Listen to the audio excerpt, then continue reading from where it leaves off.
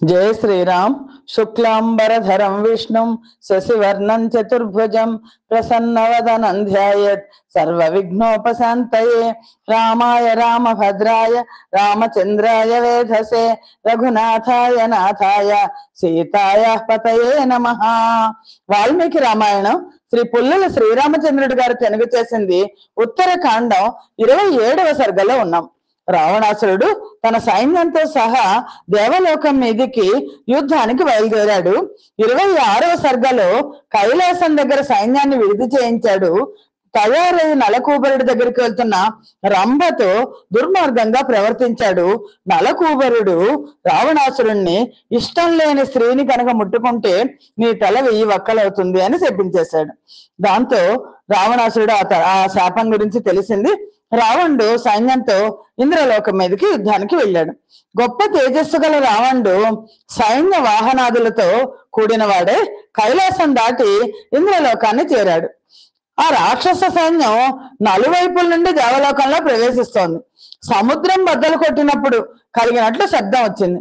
రావణుడు వచ్చినట్లు విని ఇంద్రుడు తన ఆసనం నుండి లేచాడు.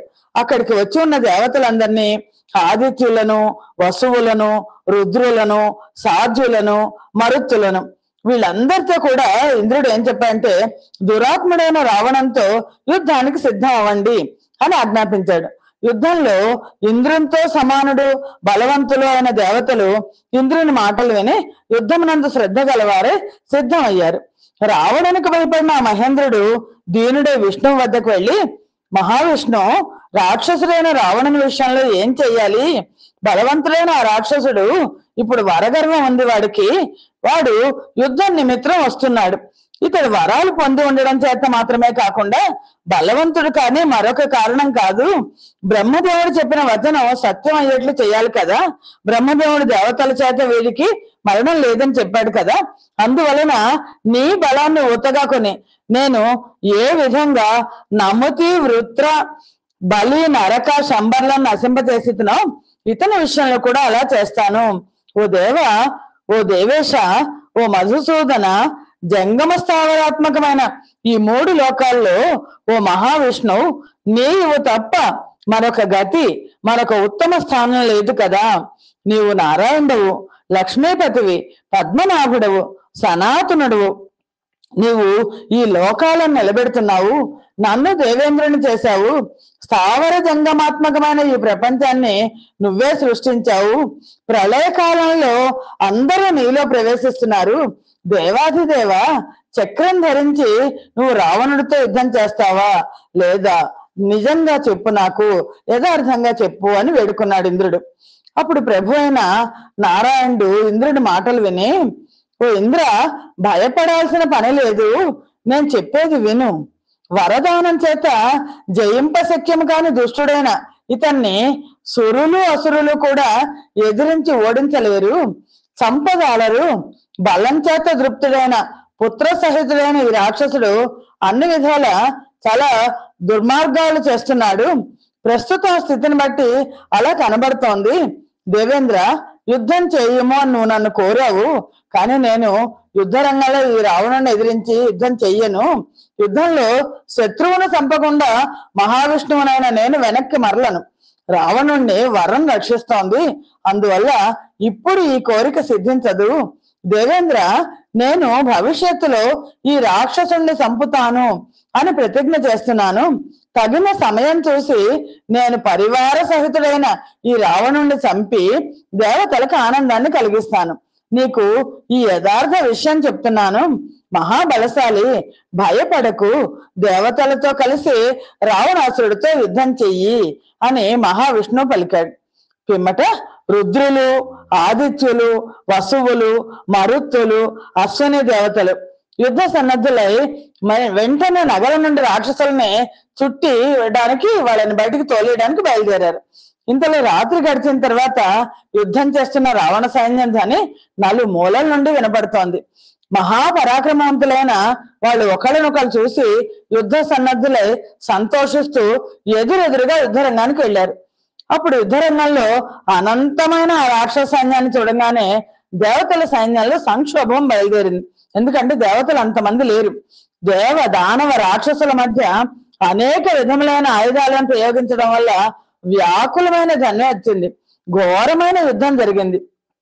శూరులు, చూడడానికి చాలా భయంకరులు అయిన రావణుని సచివులు, మంత్రులైన మారీచుడు, ప్రహస్తుడు, మహాపార్షుడు, మహోదరుడు, అకంపనుడు, నికుంభుడు, సుకుడు, సారణులు, సంహ్రాదుడు, ధూమకేతువు, మహాదంస్ర, ఘటోదర, జంబుమాలి, మహాహ్రద, విరూపాక్షులు, సుప్తఘ్నుడు, యజ్ఞకోపుడు, దుర్ముఖుడు, దూషణుడు, ఖరుడు, త్రిశిరస్సు, కరవీరాక్షుడు, సూర్యశత్రు, మహాకాయుడు, అతికాయుడు, దేవాంతకుడు, నరాంతకుడు, వీళ్ళందరూ కూడా రావణాసురుడు సచివులు.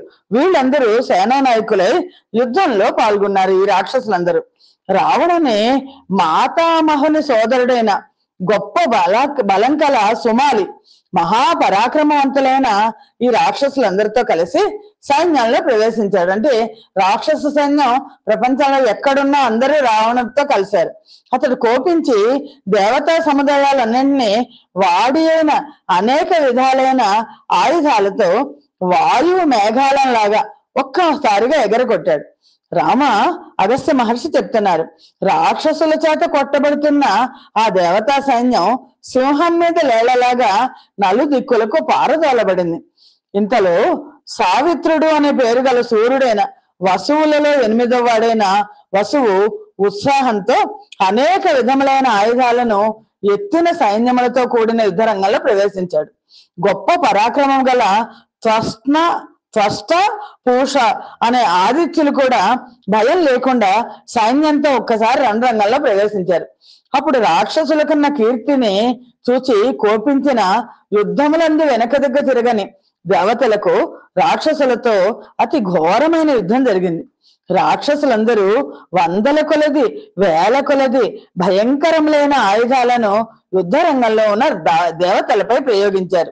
దేవతలు కూడా గొప్ప బల పరాక్రమముల కల భయంకరులైన రాక్షసులను యుద్ధ రంగంలో స్వచ్ఛములైన ఆయుధాల చేత యమలోకానికి పంపించారు.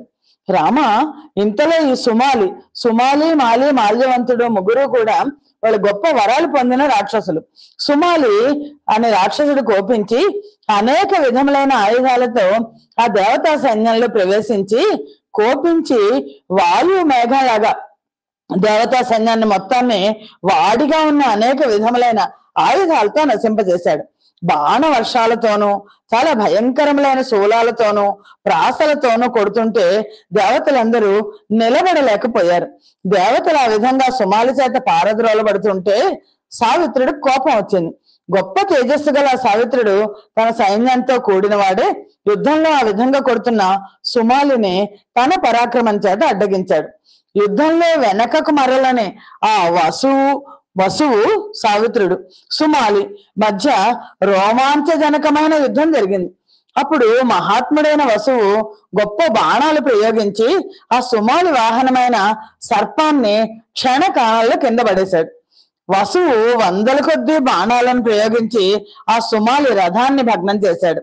అతన్ని చంపడానికి గదను చేతిలోకి తీసుకున్నాడు. మండుచున్న అగ్రభాగం గల యమదండంతో సమానమైన ఆ గదను సుమాలి శిరస్సు మీద కొట్టాడు ఒక్కటి.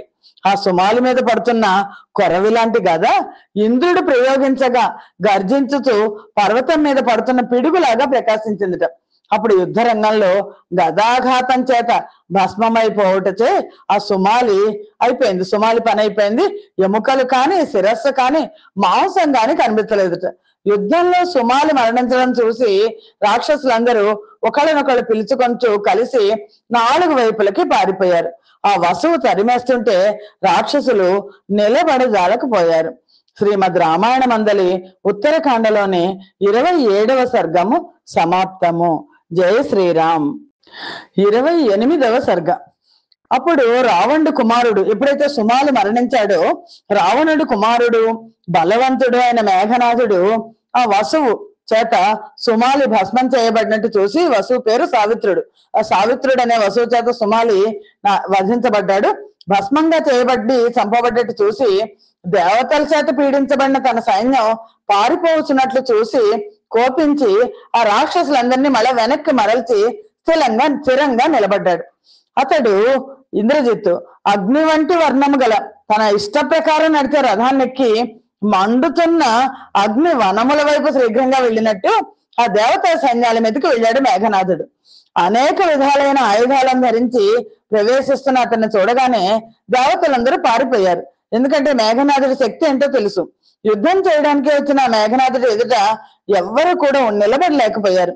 అప్పుడు దేవేంద్రుడు ఆ దేవతలందరినీ మాటలతో ఇలా అన్నాడు. దేవేంద్రుడు, దేవతలారా, భయపడద్దు, పారిపోవద్దు, యుద్ధ రంగానికి తిరిగి రండి. అదిగో పరాజయం పొందని నా కుమారుడు కూడా యుద్ధానికి వస్తున్నాడు అని చెప్పాడు. దేవేంద్రుని కుమారుడు జయంతుడు కూడా వెంటనే యుద్ధానికి వచ్చాడు. దేవేంద్రుని కుమారుడైన జయంతుడు చాలా అద్భుతమైన రథాన్ని ఎక్కి యుద్ధానికి వచ్చాడు. దేవతలందరూ జయంతుని చుట్టూ చేరి యుద్ధ రంగానికి వెళ్లి రావణుని కుమారుడైన మేఘనాథుని మీద ఆయుధాలను ప్రయోగించారు. ఆ దేవ రాక్షసులకు అలాగే జయంత మేఘనాథులకు, జయంతుడేమో ఇంద్రుడి కొడుకు, మేఘనాథుడు రావణాసురుడి కొడుకు, వీళ్ళిద్దరికి చాలా పెద్ద యుద్ధం జరిగింది. మేఘనాథుడు జయంతుని సారథిగా ఉన్న మాతలి పుత్రుడైన గోముఖని మీద బంగారం చేత అలంకరించబడిన బాణాలను కురిపించాడు. శచీపుత్రుడైన జయంతుడు మేఘనాథుని సారథిని కొట్టాడు. మేఘనాథుడు కోపావేశంతో కళ్ళు పెద్దవి చేసి జయంతుని మీద శరవర్షాన్ని కురిపించాడు. వాడైన అంచులు ఉన్న వేల కొలది ఆయుధాలను, శతఘ్నులను, ముసల, ప్రాస, గద, ఖడ్గ, పరశతాలను, పెద్ద పర్వత శిఖరాలను దేవతా సైన్యం మీద ప్రయోగించారు. ఈ మేఘనాథుడు శత్రు సైన్యాలను సంహరిస్తున్నప్పుడు లోకాలన్నీ కూడా వ్యధ చెందాయి. దట్టమైన చీకటి అలుముకుంది. జయంతుని చుట్టూ ఉన్న ఆ దేవతా సైన్యం ఈ బాణాల చేత పీడించబడింది. అనేక విధాల అస్వస్థ అయిపోయింది. అందరూ పడిపోతున్నారు.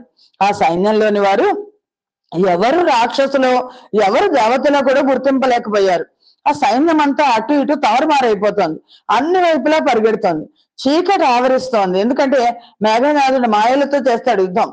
ఏమీ తెలియక దేవతలని రాక్షసులను కొట్టుకుంటున్నారు. మరి కొందరు దూరంగా పారిపోయారు. ఇంతలో పరాక్రమవంతుడు వీరుడు అయిన పులోమ అనే దైత్య రాజు వచ్చి జయంతుడిని అక్కడి నుంచి దూరంగా తీసుకెళ్లిపోయాడు. జయంతుడిని యుద్ధం చేస్తూ దూరంగా ఎప్పుడైతే తీసుకెళ్లిపోయాడో ఈ శచీదేవి తండ్రి పులోముడు జయంతునికి మాతామహుడు. అంచేత జయంతుడిని రక్షించడం కోసం దూరంగా తీసుకెళ్లిపోయి సముద్రంలో ప్రవేశించాడు. ఎప్పుడైతే జయంతుడు కనబడలేదో దేవతలందరూ ఒక్కసారిగా వ్యధ చెందారు. జయంతుడిని రక్షించిందేమో సొంత తాతగారు. ఇక్కడ ఈ మేఘనాథుడితో యుద్ధం చేయకుండా రక్షించాడు. దేవతలందరూ ఒక్కసారిగా దేవతలకి భయం మొదలైంది. వ్యధ చెందారు. సంతోష విహీనులై పారిపోవడం మొదలెట్టారు. కోపించిన మేఘనాథుడు గొప్ప ధ్వని చేస్తూ తన సైన్యంతో దేవతల మీద పరిగెత్తాడు. పుత్రుడైన జయంతుడు కనబడకపోవడం, దేవతలు పారిపోవడం చూసి దేవేంద్రుడు మాతల్ని ఏమన్నాడంటే, దేవేంద్రుడి సారథి మాతలి, నా రథాన్ని తీసుకొని రా అన్నాడు. చాలా భయంకరమైన దివ్యమైన మహారథం సిద్ధంగా ఉంది. మాతలి మహావేగంతో తోలుకొని రాగా అది వచ్చి నిలబడింది. మెరుపులతో కూడిన గొప్ప బలం కల అధికమైన ధ్వని కల గాలి కదులుతున్న మేఘాలు ఆ రథానికి ముందు భాగంలో ధ్వని చేశాయి. దేవేంద్రుడు బయలుదేరగానే గంధర్వులందరూ కూడా సావధాన చిత్తులై అనేక విధాలైన వాద్యాలను మోగించారు. అప్సర స్త్రీలు నృత్యం చేశారు. దేవేంద్రుడు అనేక విధములైన ఆయుధాలు ధరించిన రుద్రులతోనూ, వసువులతోనూ, ఆదిత్యులతోనూ, అశ్వని దేవతలతోనూ, మరుద్గణాలతోనూ కలిసి బయలుదేరాడు. దేవేంద్రుడు బయలుదేరే సమయంలో గాలి పరుషంగా వీచింది. సూర్యుని కాంతి తగ్గింది. పెద్ద ఉల్కలు, కొరవల్లాంటి నిప్పు ముద్దలు కింద పడ్డాయి. ఇంతలో సూర్యుడు, ప్రతాపవంతుడు అయిన రావణుడు విశ్వకర్మ నిర్మించిన దివ్యమైన రథాన్ని ఎక్కాడు.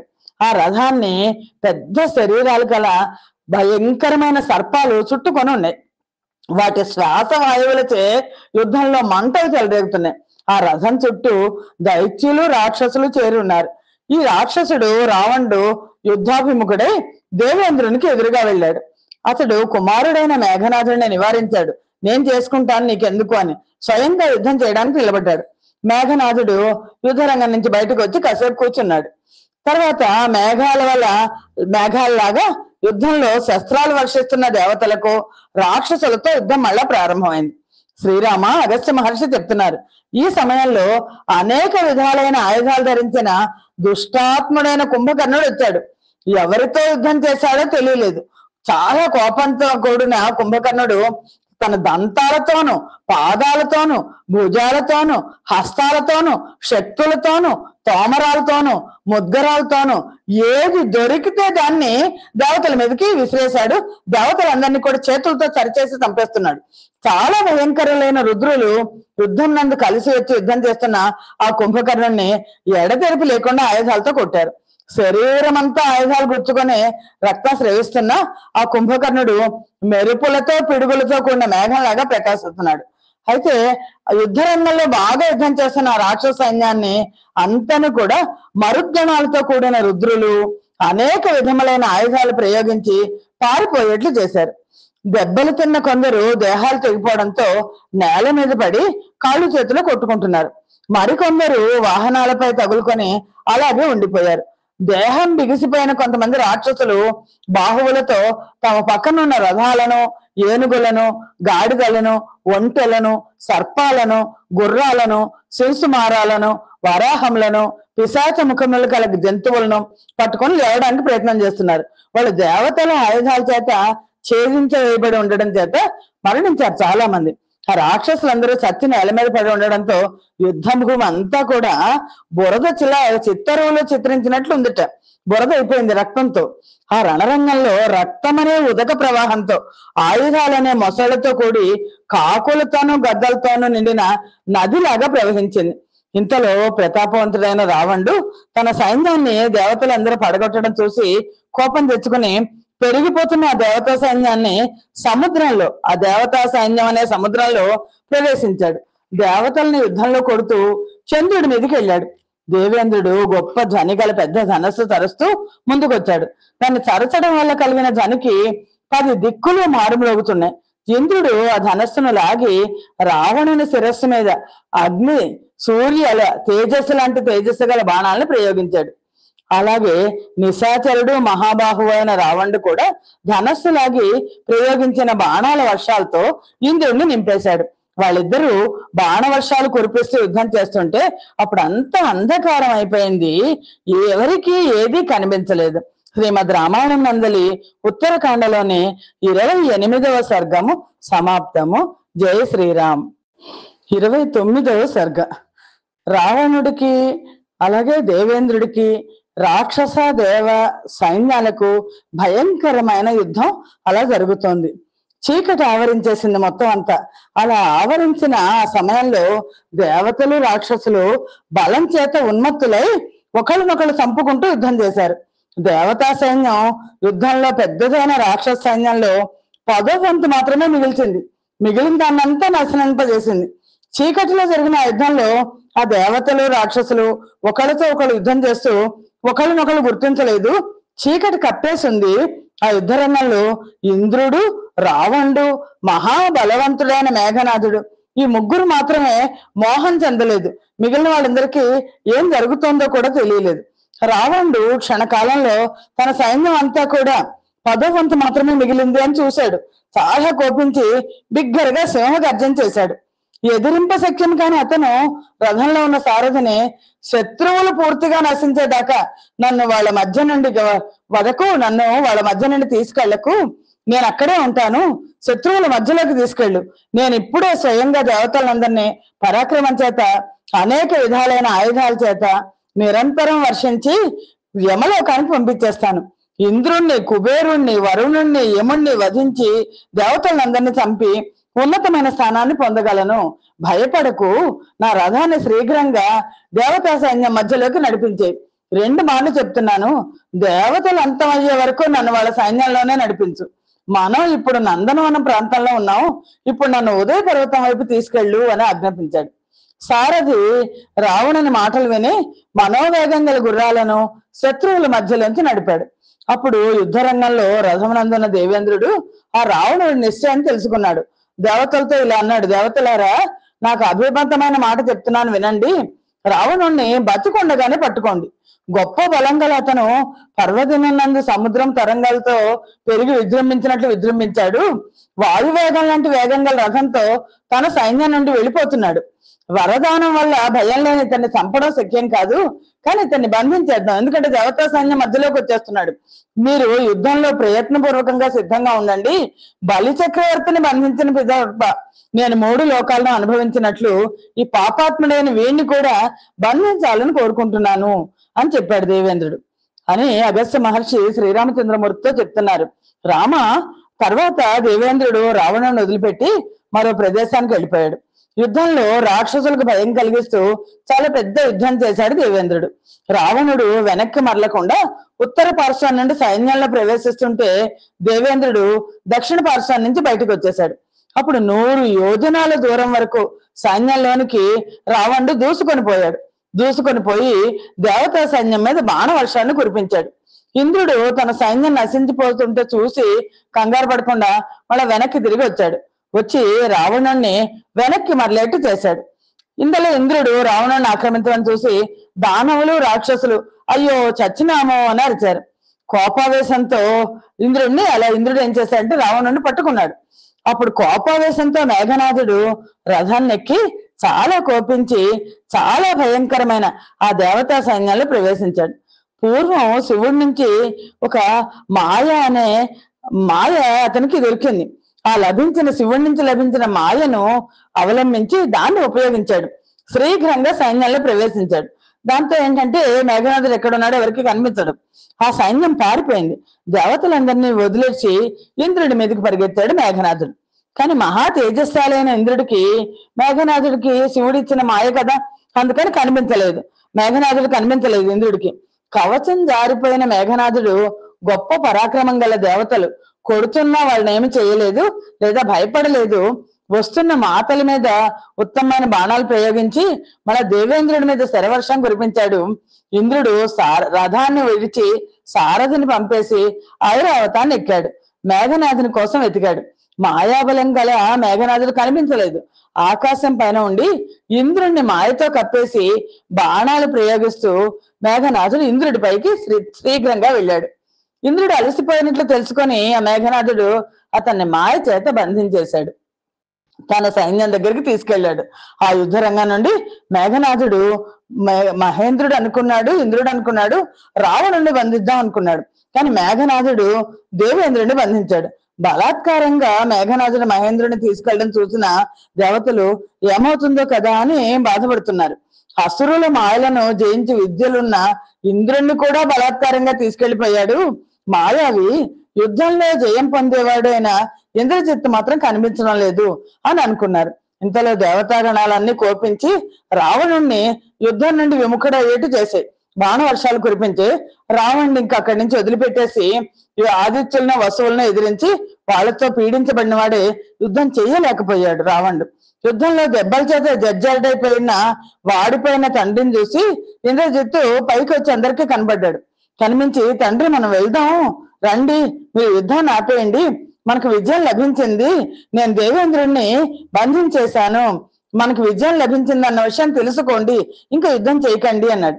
మనోవ్యత తొలగి స్వస్థుడు అవ్వండి, దేవతా సైన్యానికి 3 లోకాలకు ప్రభు అయిన దేవేంద్రుణ్ణి పరమేశ్వరుని వలన లభించిన బలంతో నేను బంధించాను, దేవతల దర్పాన్ని భగ్నం చేశాను, మీ శత్రువును తేజస్సు చేత నిగ్రహించి 3 లోకాలను మీరు ఇష్టం వచ్చినట్టు అనుభవించండి, ఇప్పుడిక అనవసరమైన వ్యర్థమైన ఈ శ్రమ మీకు ఎందుకు, యుద్ధం వల్ల ప్రయోజనం ఏముంది, యుద్ధం అయిపోయింది, దేవేంద్రుడు లొంగిపోయాడు, దేవేంద్రుడిని బంధించాను అన్నాడు. ఇంద్రజిత్తు మాటలు విని దేవతలు కూడా, ఎందుకంటే దేవేంద్రుడు ఒకసారి బంధించబడ్డాక ఇంకా దేవతలు యుద్ధం చేయడంలో ఏమాత్రం ఇది లేదు, అందుకని దేవతలు కూడా యుద్ధం వదిలేసి వెనక్కి వెళ్ళిపోయారు.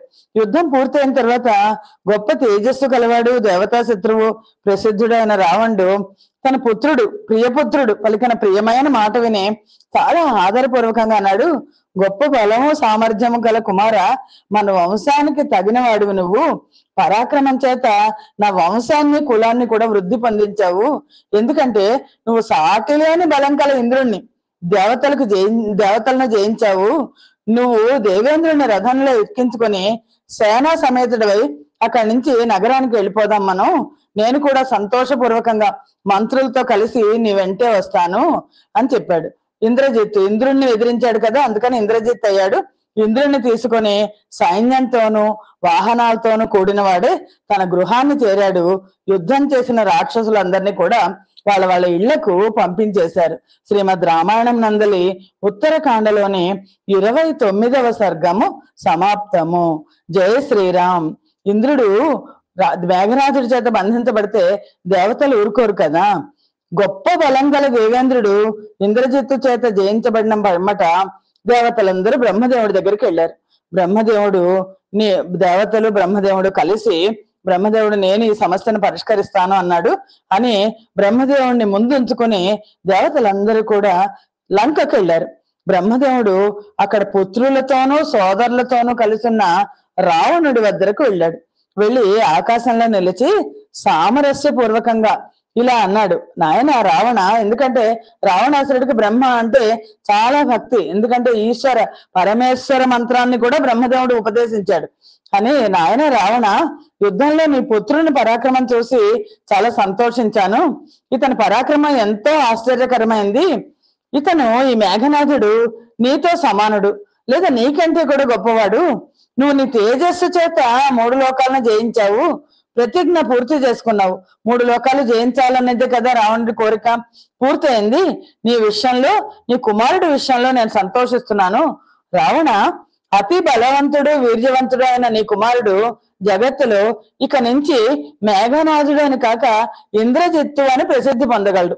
ఎవని సహాయం చేత నీవు దేవతలను వశంలో ఉంచుకున్నావు, ఈ నీ కుమారుడైన రాక్షసుడు తప్పక మహాబలవంతుడుగా జయింప శక్యం కానివాడుగాను ఉంటాడు మహాబాహు. అందువల్ల పాకశాసనుడైన మహేంద్రుణ్ణి వదిలిపెట్టు. అతన్ని విడిచిపెట్టినందుకు దేవతలు నీకు ఏమి ఇవ్వాలో నువ్వు చెప్పు అని పలికాడు. అంటే ఇంద్రుణ్ణి వదిలిపెట్టు, ఇంద్రుణ్ణి వదిలిపెట్టినందుకు నీకేం కావాలి అంటే, అప్పుడు మహా తేజస్శాలి, యుద్ధాల్లో జయించువాడు ఆయన ఇంద్రజిత్తు ఏమన్నాడంటే, బ్రహ్మదేవా, ఇతన్ని విడవాలంటే నాకు మరణం లేకుండేట్లు వరమే. చతుష్పాద జంతువులతో కాని, ఆకాశంలో సంచరించే వాటితో కాని, గొప్ప తేజస్సు కల ఇతరులతో కాని, వృక్ష గుల్మ క్షుప లత తృణ శిలా పర్వతాలతో కాని అన్ని జంతువులు కూడా భయకారణం ఏర్పడినప్పుడు ఒకదానికొకటి భయపడుతూనే ఉంటాయి. అందువల్ల ఈ లోకంలో అందరికీ అందరి వల్ల భయం ఉంటుంది అన్నాడు. అంటే అప్పుడు గొప్ప తేజస్సు గల బ్రహ్మదేవుడు మేఘనాథుడితో ఏమన్నా అంటే, ఈ భూలోకంలో ఏ ప్రాణికి కూడా ఎన్నటికీ మరణం లేకపోవడం అనేది లేదు, తెలుసు కదా నీకు. పక్షులకు కానీ, చతుష్పాద జంతువులకు కానీ, గొప్ప తేజస్సు గల ఇతర భూతాలకు కానీ అమరత్వం అనేది లేదు అన్నాడు. మహాబలశాలి అయిన మేఘనాథుడు బ్రహ్మదేవుడు పలికిన మాటలు విని అక్కడే ఉన్న బ్రహ్మదేవుడితో, ఇంద్రుణ్ణి విడవాలంటే నాకు ఏ సిద్ధి కావాలో, నాకు ఏది ఇష్టమో విను. శత్రుజయాన్ని కోరుతూ నిత్యము హవ్యముల చేత మంత్రముల చేత అగ్నిలో హోమం చేస్తాను. నేను యుద్ధంలో ప్రవేశించగానే నా కోసం అగ్నిలో ఉండి గుర్రాలతో కూడిన రథం బయటకు వచ్చుగాక. దేవా, నేను ఆ రథంలో ఉన్నంత వరకు నాకు మరణం రాకూడదు, ఇదే నా నిశ్చితమైన వరం. అందుకనే రామరావణ యుద్ధంలో ఇంద్రజిత్తు వెళ్ళిపోయి హోమం చేయడానికి కూర్చుంటే ఆ హోమాన్ని భగ్నం చేశారు. దేవా, నేను ఆ రథంలో ఉన్నంత కాలం నాకు మరణం అనేది రాకూడదు, ఇదే నా నిశ్చితమైన వరం. అగ్నిలో సమంత్రకంగా నేను చేసే హోమం పూర్తి కాకుండా నేను యుద్ధం చేస్తే కనుక అప్పుడు నాకు వినాశనం కలగవచ్చు. అంటే ఎప్పటికైనా నేను హోమం పూర్తి చేస్తాను అనుకున్నాడు. దేవ, ప్రతి పురుషుడు తపస్సు చేసి అమరత్వాన్ని కోరుతారు కదా, నేను మాత్రం నా పరాక్రమాన్ని చూపి అమరత్వాన్ని సంపాదించుకున్నాను, నేను ఇంద్రుడిని జయించి అమరత్వాన్ని కోరుకుంటున్నాను అన్నాడు. బ్రహ్మదేవుడు అట్లే అగ్గుగాక అని పలికాడు. ఇంద్రజిత్తు ఇంద్రుడిని వదిలిపెట్టేశాడు. దేవతలందరూ స్వర్గానికి వెళ్ళారు అని అగస్త్య మహర్షి అంటున్నాడు. రామ, ఇంతలో ఇంద్రుడు దేవతలకు ఉండాల్సిన కాంతి తొలగిపోయింది. ఎప్పుడైతే మేఘనాథుడు దేవేంద్రుడిని బంధించాడో దేవేంద్రుడికి ఉండాల్సిన కాంతి తొలగిపోయింది. దీనుడై చింతాక్రాంతుడై ఏదో ఆలోచనలో మునిగున్నాడు. అలా ఉన్న ఇంద్రుడిని చూసి బ్రహ్మదేవుడు ఇలా పలికాడు. ఇంద్ర, పూర్వం చేయకూడని మహాపాపమును ఎందుకు చేశావు? దేవేంద్ర, నేను బుద్ధి చేత ఆలోచించి అన్ని విధాల ఒకే రంగు, ఒకే విధమైన భాష, ఒకే విధమైన రూపము గల ప్రజలను సృష్టించాను. చూడడానికి కానీ లక్షణాల్లో కానీ ప్రజల్లో భేదం ఏమీ లేకుండాను. అప్పుడు నేను ఏకాగ్ర చిత్తంతో ఆ ప్రజలను గురించి ఆలోచించాను.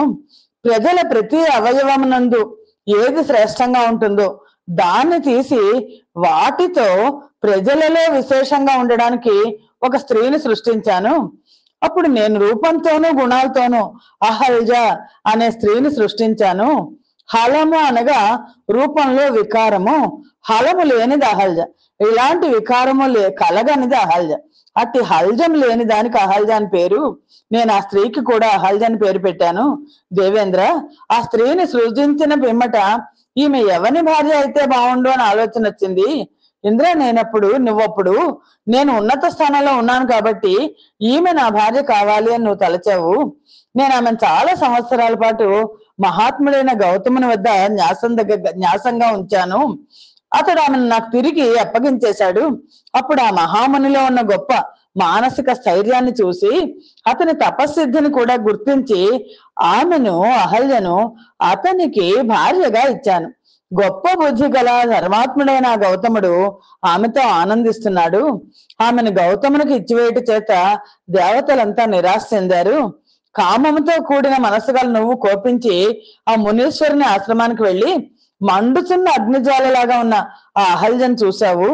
ఆమె లభించలేదు అనే కోపంతో బాధపడుతున్న నువ్వు కామార్తుడవై అక్కడ ఆమెను చెరచావు. అప్పుడు ఆ మహర్షి నిన్న ఆశ్రమంలో చూశాడు. దేవేంద్ర, అప్పుడు గొప్ప తేజస్సు గల గౌతముడు నిన్ను శపించాడు. దాని చేతనే నీవు ఇట్టి దుస్థితి పొందినావు. ఇంద్ర, నీవు నా భార్యను నిర్భయంగా చెరిచినావు. అందుచేత నీవు యుద్ధంలో నీ శత్రువు చేతిలో పడి బంధింపబడిద్దవు గాక. ఓ దుర్బుద్ధి, నీవు ఇక్కడ ప్రారంభించిన చెడు ప్రవర్తన ఇతర మనుష్యులలో కూడా పుట్టగలదు, సందేహం లేదు. ఇతర మానవులు ఇట్టి చెడ్డ పని చేసినప్పుడు చేసిన వానికి సగం పాపము, నీకు సగం పాపము చెందును. నీ ఇంద్ర పదవి స్థిరంగా ఉండదు, సందేహం లేదు. ఎవడెవడు ఇంద్ర పదవిని అధిష్ఠించనో అతడు ఆ పదవిలో స్థిరంగా ఉండడు. నేను నీకు ఈ శాపం ఇస్తున్నాను అని గౌతమ మహర్షి అప్పుడు నీతో అన్నారు.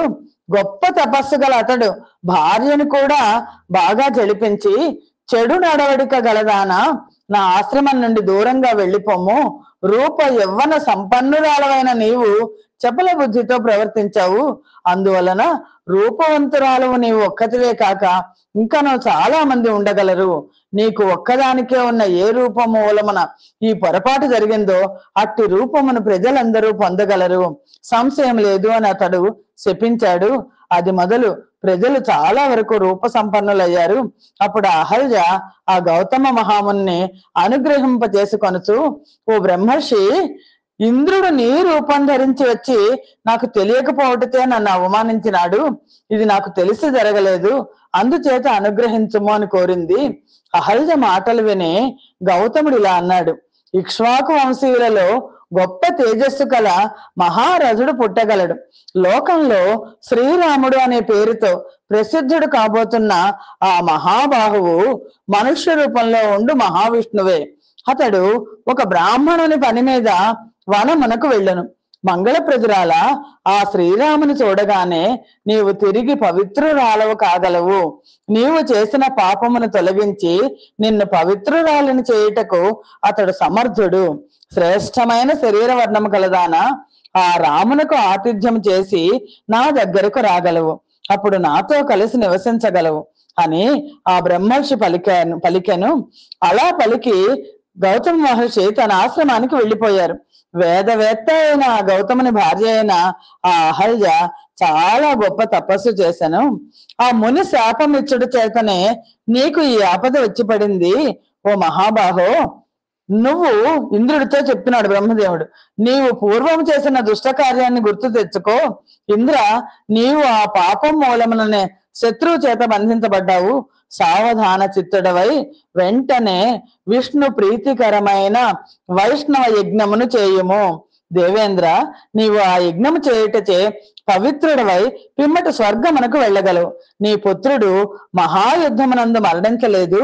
అతనిని మాతామహుడు తీసుకొని పోయి మహాసముద్రంలో దాచినాడు. మహేంద్రుడు ఇలాగా బ్రహ్మదేవుడు చెప్పాక మహేంద్రుడు వైష్ణవ యజ్ఞాన్ని చేశాడు. చేసి మళ్ళా తిరిగి కాంతిని పొంది తాను స్వర్గ లోకానికి వెళ్ళి దేవతల ప్రభువై పాలించాడు అని అగస్త్య మహర్షి చెప్తున్నాడు. శ్రీరామ, నీకు ఇంద్రజిత్తు బలం చెప్పాను, అతడు దేవేంద్రుని జయించినాడు అనగా ఇతరుల మాట చెప్పవలనా అన్నాడు. అగస్త్యుడి వచనం విని, అగస్త్య మహర్షి చెప్పింది విని శ్రీరామచంద్రమూర్తి ఇలా అన్నారు, అరే ఎంత ఆశ్చర్యము! శ్రీరాముడు, లక్ష్మణుడు, వానరులు, రాక్షసులు కూడా ఇదంతా వింటున్నారు. రాముని పక్కనే కూర్చున్న విభీషణుడు, పూర్వం ఎన్నడో నేను చూచిన ఆశ్చర్యకరమైన విషయం నాకు ఇప్పుడు జ్ఞాపకం చేయబడింది అని పలికాడు. ఎందుకంటే విభీషణుడికి ఇవన్నీ తెలుసు. శ్రీరాముడు అగస్త్య మహర్షితో, ఇదంతా సత్యమే, నేను కూడా విభీషణాదుల నుండి నేను విని ఉన్నాను, ఇప్పుడు మళ్ళా మీరు చెప్పారు అని పలికితే అగస్త్య మహర్షి అన్నాడు, శ్రీరామ, యుద్ధంలో పుత్ర సహితుడైన దేవతా ప్రభు అయిన ఇంద్రుణ్ణి జయించిన, లోకములను పీడించిన రావణుని జన్మ వృత్తాంతం ఇలాంటిది అని అగస్త్య మహర్షి పలికారు. శ్రీమద్ రామాయణం నందలి ఉత్తరకాండలోని 30వ సర్గము సమాప్తము. 30వ సర్గం పూర్తయింది. స్వస్తి ప్రజాభ్య పరిపాలయంతాం న్యాయేన మార్గేణ మహిమహేష. గోబ్రాహ్మణేభ్య శుభమస్తు నిత్యం.